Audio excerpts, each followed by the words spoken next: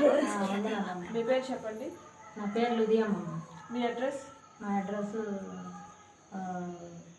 ఒంగోలు జిల్లా సిఎస్పురం మండలము డీజీపేట. దేవుడు రాకమునుపు మీరు ఎలా జీవితం గడిపేవారు? మీ పూర్వస్థితిగతులు ఏంటి? మేము దేవుళ్ళకి రాకతొలికే మేము నామకార్థంగా ఉండేవాళ్ళము. భయంకరంగా సినిమా చూసేదాన్ని, అయినా కానీ సినిమాలు చూడడానికి కూడా లేదు. కానీ నేను లోకంలో జీవించేటప్పుడు ఏంటంటే దేవుడు అనేది తెలియదు మాకు. దేవుడు అనేది తెలియదు, చర్చి అంటేనే తెలియదు. అట్ట నామకార్థంగా జీవించేదాన్ని. దేవుడని తెలుసుకున్న తర్వాత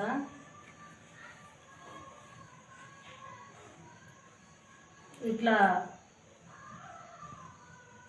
ఎంతో భయంకరమైన బాధలు వచ్చినాయి, కష్టాలు వచ్చినా కూడా దేవుడు అనేవాడిని మేము ఒక్కసారి కూడా అనుకుండేదాన్ని కాదు. అసలు దేవుడు అంటే తెలియదు. నాకు అర్థంగా ఈ లోకంలో జీవిస్తున్నాను. అటువంటి స్థితిలో నుంచి మీరు ఎలా బయటపడ్డారు? ఇక ఈ దైవరాజ్య ప్రార్థనా మందిరంలోకి ఎట్లా వచ్చినానని అడుగుతున్నాము. మా అమ్మ దర్శకుంట్ల గ్రామంలో ప్రార్థన జరుగుతుంది అని చెప్పింది మా పెద్ద పాప.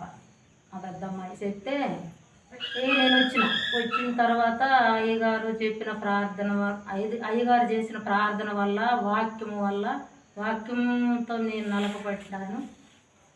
వాక్యం అనేది తెలియదు నాకు, ప్రార్థన అనేది నాకు తెలియదు. అమ్మగారు చేసిన ప్రార్థన వల్ల కూడా నేను ఇట్లా ఈ స్థితిలోకి వచ్చి దేవుడు మీరు తెలుసుకున్నారా? దేవుడు అనేవాడిని తెలుసుకున్నామంటే ఇక అది అప్పుడు నాకు అర్థంగా జీవించిన విషయంలో మళ్ళీ చర్చికి రాబడిన తర్వాత వాక్యం విన్నాక తర్వాత నేను దేవుడు అనే దేవుళ్ళు ఎట్లా నడుచుకోవాలన్నా, ఎట్లా జీవించాలన్నా అనేది వాళ్ళ వాక్యం ద్వారా నేను తెలుసుకున్నాను. మీ సేవకురాల గురించి చెప్పండి. వాళ్ళ పరిచర్య, వాళ్ళ సువార్త ఎలా ప్రకటించేవారు? వాళ్ళు ప్రార్థన చేస్తే వాళ్ళు దెయ్యాలు వెళ్ళిపోయేవారు. దెయ్యాలు వెళ్ళగొడుతుండ్రు. మరి బిడ్డలు లేని వాళ్ళకి ప్రార్థన చేస్తే బిడ్డలు కలుగుతుండ్రు. మరి కుష్ఠరోగ పోలు బాగుపడుతుండ్రు. పోతే కడుపులో గడ్డలు ఉన్నాయని అన్నారు ఒక్కొక్క అమ్మకి. ఆమె కూడా బాగుపడింది. మరి పచ్చివాతము కనపడ్డాము కూడా అయ్యగారు చేసిన ప్రార్థన వల్ల బాగుపడ్డారు. మీ సంఘం గురించి చెప్పండి. మా సంఘం బాగానే ఉంది, మంచిగానే జరుగుతుంది.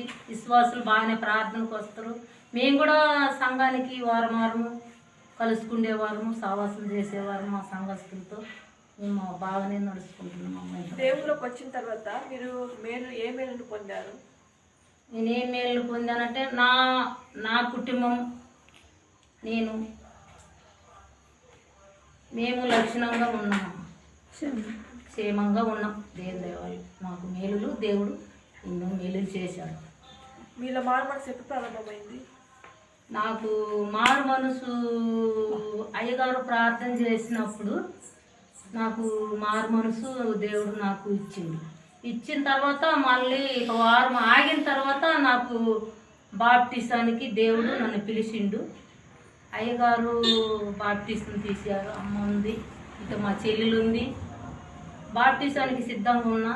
మా భర్త గారు కూడా వచ్చి బాప్టిజం తీసిచ్చింది. పరిశుద్ధాత్మ అయితే మంచిగానే పొందానమ్మా. అలాంటప్పుడు మీ అనుభూతి ఎలా ఉంటుంది?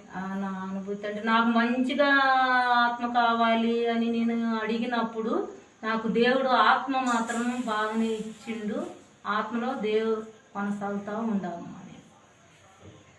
మీ సహవాసం ఎలా ఉండేది? మీ విశ్వాసులతో, మీ సంఘస్థులతో? నా విశ్వాసంతో నేను వారము గుడికి వచ్చేదాన్ని. అయితే ఒక వారం కూడా తప్పిపోకుండా రావాలి, విశ్వాసంతో కలవాలి, బ్రదర్ గారితో కలవాలి, దేవునితో సావాసం చేయాలని నాకు ఆసక్తి కలిగిందమ్మా. దేవుళ్ళకి వచ్చిన తర్వాత మీ తీర్మానం ఏంటి? మా తీర్మానం దేవుళ్ళకి వచ్చినాక ఆయనతోనే ఉండాలి, ఈ కడ వరకు నా మరణం వరకు ఆయనతో మేము జీవించాలని మా కోరిక, దేవుని కోరిక. ఈ సాక్ష్యం ఇచ్చినందుకు మీకు ధన్యవాదాలు.